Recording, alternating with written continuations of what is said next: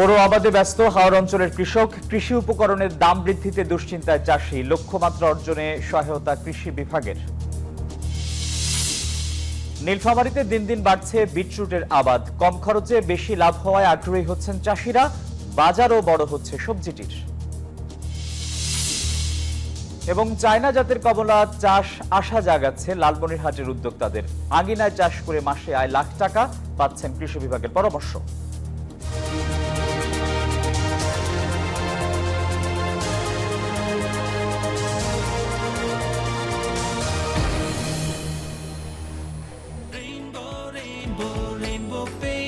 Rainbow Paints, the color of joy.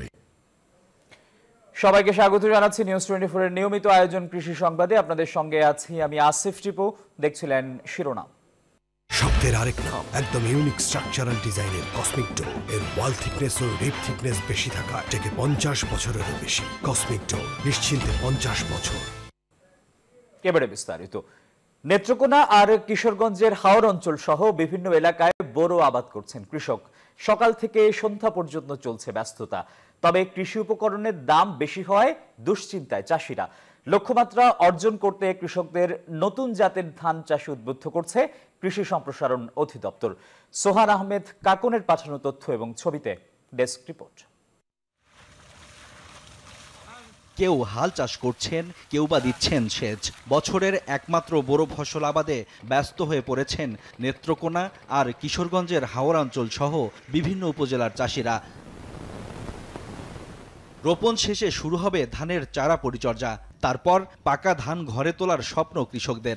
আমরা জ্বালা ফেলাইলাম, এখন পানি দিব, ধান চাষ করবো। পোলাপান যারা আছে সবার লেখাপড়ার খরচ সম্পূর্ণ কৃষির উপরে আমাদের নির্ভর। আবহাওয়া প্রতিকূলতার কারণে গেল কয়েক বছর ধরে আমন আবাদে ক্ষতির মুখে পড়েছেন কৃষক। তবে ক্ষতি পুষিয়ে নিতে নতুনভাবে উদ্ভাবিত বিভিন্ন আগাম জাতের ধান রোপণ করছেন তারা। ধান খুব গুছা হয়েছে, শাশুর দেওয়া ফেলাইছি, বাচ্চারা শেষ করছি, সব বন্যায় তল করে ফেলাচ্ছে। এখন লাগাইছি দানি গোল, এরপরে এজেট নতুন একটা দানা আসি, এরপরে ফিরাউন 3 জাত আমি করে আসি। তবে কৃষি উপকরণের দাম বেশি হওয়ায় হিমশিম খাচ্ছেন চাষিরা। বন্যা মার দিছে ফসল, এখন আল্লাহ দিলে যে ফসল করতে দিব, তা আমরা সুষ্ঠ মতো চলতে পারবো আর কি। চলতে খুব কষ্ট হইতেছে, কারণ আলুর দর বাড়তি, সোমিন তেলের দর বাড়তি, ডালের দর বাড়তি, বেগুন সকলের দর বাড়তি। তবে খালি কিলোগ্রামে চলে যাচ্ছে আর কি। বড় আবাদে লক্ষ্যমাত্রা অর্জনে নানা উদ্যোগের কথা জানিয়েছে জেলা কৃষি সম্প্রসারণ অধিদপ্তর। এই বছর 1,68,000 হেক্টর জমিতে বড় আবাদের লক্ষ্যমাত্রা নির্ধারণ করা হয়েছে। তার মধ্যে হাওরেই শুধু 1 লক্ষ হেক্টরের মতো জমি বড় আবাদ হবে। এবছর নেত্রকোনায় হাওড়া অঞ্চলে বড় আবাদের লক্ষ্যমাত্রা ধরা হয়েছে 42,970 হেক্টর, আর কিশোরগঞ্জে বড় আবাদের লক্ষ্যমাত্রা ধরা হয়েছে 1 লাখ হেক্টর জমিতে। Desk report, news 24। দর্শক, হাওরে বড় আবাদ নিয়ে সহকর্মী টিটু দাস এবং সোহান আহমেদ কাকনের প্রতিবেদন দেখছিলাম। এই যে আমার ব্যাংক আরএফএল গ্যাস স্টোভ, এর সায়েন্টিফিক নজল আর ব্রাশ বার্নার তাপকে সমানভাবে ছড়িয়ে খরচ বাঁচায় 25%। আরএফএল গ্যাস স্টোভ নিরাপদ ও গ্যাস সাশ্রয়ী। 304 ফুড গ্রেড স্টেইনলেস স্টিলে তৈরি, যা নিশ্চিত করে জংবিহীন সিঙ্কের আজীবন নিশ্চয়তা। আরএফএল কিচেন সিঙ্ক, স্বাস্থ্যকর কিচেনের চিরস্থায়ী সমাধান। দর্শক, হাওরে বড় আবাদের সংকট ও সম্ভাবনা নিয়ে কথা বলতে আজ আমাদের সঙ্গে যুক্ত হচ্ছেন বাংলাদেশ কৃষি বিশ্ববিদ্যালয়ের সহকারী অধ্যাপক মোহাম্মদ তারিকুল ইসলাম। জনাব তারিকুল ইসলাম, আপনাকে স্বাগত জানাচ্ছি নিউজ 24 এর। শুরুতেই যেটি আপনার কাছ থেকে জানতে চাই, হাওরে চাষে এবার কোনো সংকটে পড়তে হচ্ছে কিনা কৃষকদের?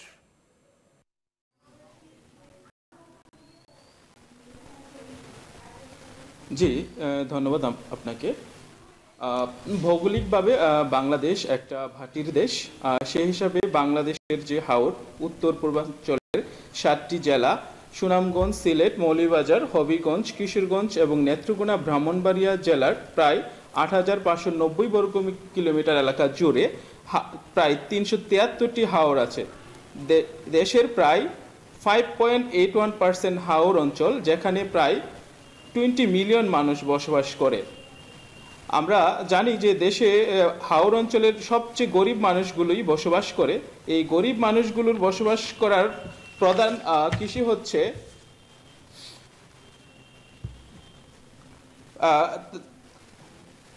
তারা বোরো ধান চাষ করে থাকে। বাংলাদেশের মোট উৎপাদিত চালের প্রায় শতকরা 60% আসে বোরো মৌসুমের উৎপাদিত ধান থেকে, আর উৎপাদিত ধানের শতকরা 20% আসে হাওর অঞ্চল থেকে। আমরা এই বছর আশা করছি যে হাওর অঞ্চলে ভাম্পার ফলনই হবে। আসলে হাওর অঞ্চলে যদি ভাম্পার ফলন হয়, দেশের খাদ্য নিরাপত্তা কিন্তু ফুলফিল হয়। কারণ আমরা জানি, উদাহরণস্বরূপ বলতে পারি 2017 সালে কিন্তু একটা প্রাকৃতিক দুর্যোগ বা আগাম বন্যার কারণে বা হাওর অঞ্চলে প্রায় 10 লাখ মেট্রিক টন পাকা ধান বন্যার পানিতে তলিয়ে যায়। কিন্তু এই বছর আমরা আশা করছি যে আবহাওয়া অফিসেরও পূর্বাভাস মতে এবছরে হয়তো আগাম বন্যা হওয়ার সম্ভাবনা নেই। তারপরও আমাদেরকে একটা প্রাক প্রস্তুতি নিয়ে রাখতেই হবে। কারণ হচ্ছে আমরা জানি যে হাওর অঞ্চলের যে হাওর অঞ্চলে পানি আসে কিন্তু 22টি পথ ধরে। কারণ হাওর অঞ্চলে টাঙ্গুয়ার হাওর আমরা দেখি আসামের যে মেঘালয় পাহাড়, সেখান থেকে কিন্তু ওই যে সবচেয়ে বেশি বৃষ্টিপাত হয়, সেখান থেকেও পানি আসে। আর হাওর অঞ্চলটা নিম্নভূমি হওয়ার কারণে আমাদের কিন্তু একটা চ্যালেঞ্জের মুখোমুখি পড়তে হতে পারে যখন আমরা হাওরের শস্য আমরা কর্তন করব। সেই হিসেবে প্রাক প্রস্তুতি হিসেবে আমরা নিতে পারি যে একটা যে ফসল রক্ষা বাঁধ আছে সেটাকে যাতে আমরা প্রপারলি হয় এবং এটার যাতে মানে ফসল রক্ষা বাঁধ যাতে ঠিকঠাক থাকে, যাতে আগাম বন্যা থেকে রক্ষা পেতে পারে। এবং হাওর অঞ্চলে আমরা আগে থেকেই প্রচারণা চালাতে পারি আবহাওয়ার পূর্বাভাস অনুসারে যে হাওর অঞ্চলে আগাম বন্যা হওয়ার সম্ভাবনা আদৌ হবে কিনা। যদি হয়ে থাকে তাহলে কৃষকরা সেভাবে যাতে প্রস্তুতি নিতে পারে। তবে এখানে আমাদের একটা লক্ষণীয় ব্যাপার হচ্ছে যে হাওর অঞ্চলে যে আমরা এখনো পর্যন্ত কিন্তু হাওর অঞ্চলে একটা শর্ট ডিউরেশন ভ্যারাইটি ওইভাবে হাওর অঞ্চলের জন্য উপযোগী হিসেবে প্রস্তুত করতে পারেনি।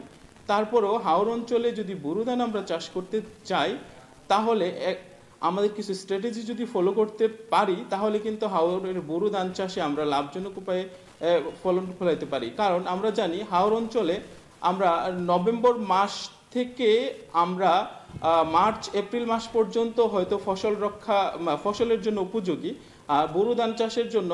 তারপরেও অনেক হাওর অঞ্চলে পানি কিন্তু দেরিতে শুকায়, পানি দেরিতে চলে যায়। সেই হিসাবে আমরা যদি বীজতলা আমরা বাসমান পদ্ধতিতে বীজতলা আগে থেকেই তারিকুল ইসলাম, আপনাকে অসংখ্য ধন্যবাদ আমাদের সঙ্গে যুক্ত হওয়ার জন্য। বিজলি কেবলস যে কোনো স্থাপনার বৈদ্যুতিক সংযোগকে রাখে নিরাপদ। এর স্কিন কোটেড ইনসুলেশন সম্পূর্ণ ফায়ার রিটার্ডেন্ট, তাই বিজলি কেবলস নিজেই নিজেকে নেভায়। বিজলি কেবলস, নিরাপদ আজীবন। কৃষি সংবাদের সময় হলো একটা বিরতির। আরো খবর নিয়ে ফিরছি, সঙ্গেই থাকুন।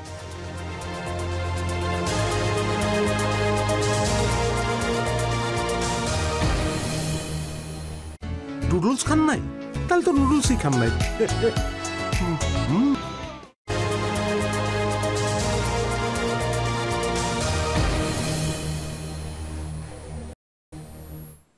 আবারও স্বাগত, দেখছেন নিউজ 24 কৃষি সংবাদ।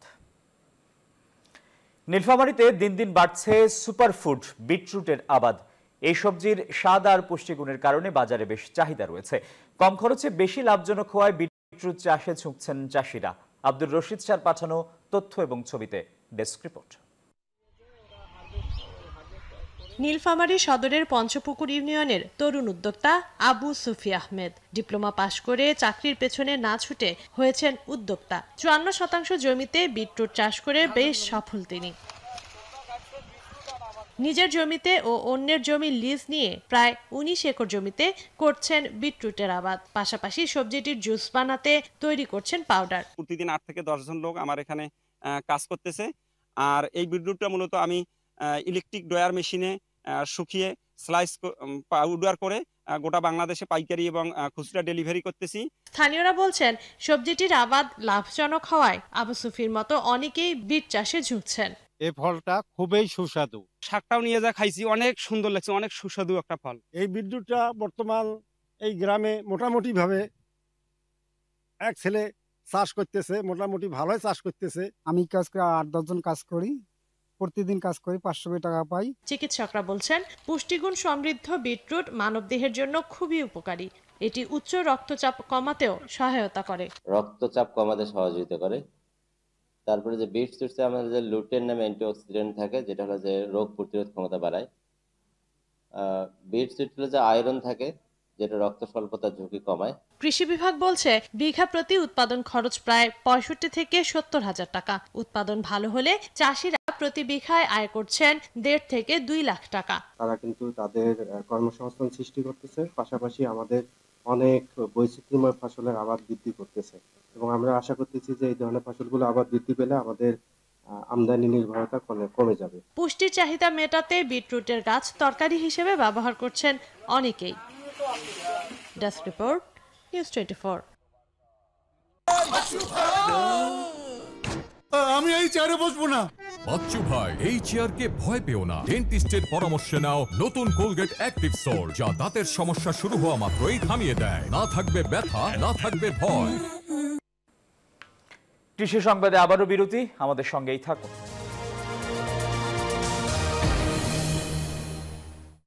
নুডলস খান নাই? তাহলে তো নুডলসই খান নাই। নুডলস খান নাই তো নুডলসই খান নাই।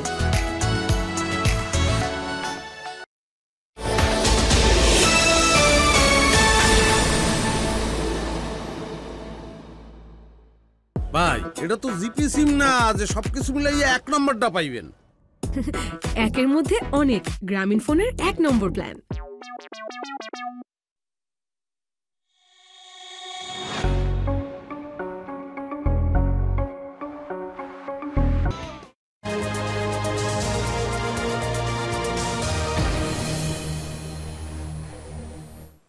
দেখছেন কৃষি সংবাদ। লালমনিরহাটের হাতীবান্ধা উপজেলায় চায়না জাতের কমলা চাষ করে চমক দেখিয়েছেন শিক্ষক খলিলুর রহমান। শিক্ষকতার পাশাপাশি বাড়ির আঙ্গিনায় গড়ে তুলেছেন কমলার বাগান, যা থেকে আয় করছেন লাখ টাকা। কৃষি বিভাগও তাকে দিচ্ছে নানা সহায়তা। রবিউল হাসানের তথ্য এবং ছবিতে ডেস্ক রিপোর্ট। গাছে গাছে সবুজ পাতার ফাঁকে থোকায় থোকায় ঝুলছে হলুদ রঙের কমলা। নিজ বাড়ির আঙ্গিনায় চায়না জাতের কমলার এই বাগান করেছেন শিক্ষক খলিলুর রহমান। 2011 সালে 1 বিঘা জমিতে শুরু করেন কমলা চাষ। আশানুরূপ ফলন আর ভালো দামে মাসে কমলা বিক্রি করে আয় করছেন প্রায় লাখ টাকা। আমার এই বাগানে যে এত বেশি ফল হয়েছে, মানে অনেক ডালপালা ভেঙে গেছে। তা আমি দেশবাসীকে আহ্বান জানাবো, যেহেতু আমাদের দেশে এই কমলাটা বিদেশি ফল, আমরা যদি প্রত্যেকেই যদি কমলা চাষ করি তাহলে আমাদের ভিটামিন সির চাহিদা পূরণ হবে এবং বিদেশ থেকে আমাদের কমলা আমদানি করা লাগবে না। তার বাগান দেখতে প্রতিদিনই বিভিন্ন স্থান থেকে আসছেন মানুষ। সবাই এই কমলা বাগানকে কেন্দ্র করি আমাদের এলাকায় আসে, হ্যাঁ, অনেকেই দেখতে আসে। অনেক জায়গায় কমলা বিক্রি হয়, এটা আমাদের এলাকার জন্য একটা গর্ব। এত সুন্দর কমলা, যে আমরা ইন্ডিয়ার পাশাপাশি থাকি, এখানে ভুটানি কমলার মতোই এর সুস্বাদু। এরকম বাগান সচরাচর চোখে পড়ে না। এই বড়খাতা অঞ্চলে বা বড়খাতা ইউনিয়নের মধ্যে এরকম একটি বাগান অত্যন্ত চমৎকার। পরামর্শ ও সহযোগিতা দিয়ে পাশে আছে বলে জানিয়েছে কৃষি বিভাগ। উনি একজন আমাদের জাতীয় পুরস্কার প্রাপ্ত একজন কৃষক, তো উনি নিয়মিত এটা কয়েক বছর ধরে এই কমলা চাষাবাদ করতেছেন। তো উনি কমলা চাষাবাদ করে আর্থিকভাবে অনেক লাভবান হয়েছে এবং আমাদের কৃষি বিভাগের পক্ষ থেকে আমরা সেখানে নিয়মিত পরিদর্শন করতেছি, বিভিন্ন ধরনের পরামর্শ দিচ্ছি, যাতে উনি ওনার যে ফলনের কোনো হ্যাম্পার না হয়, ভালোভাবে বাম্পার ফলন হয়। শিক্ষক খলিলুর রহমানের মতো উদ্যোক্তারা কমলা বাগানে আগ্রহ প্রকাশ করলে ফলের চাহিদা পূরণের পাশাপাশি দেশের অর্থনীতিতে ভূমিকা রাখবে আশা কৃষি বিভাগের। Desk report, news 24। এলো instant milk powder happy cow, যেমন সাশ্রয়ী তেমনি পুষ্টিগুণে ভরপুর। আর এটা নিউজিল্যান্ডের গরুর দুধ। হ্যাপি কাউ, গরুর দুধের স্বাদ সবাই পাক। আর এই ছিল কৃষি সংবাদে, সবাইকে ধন্যবাদ।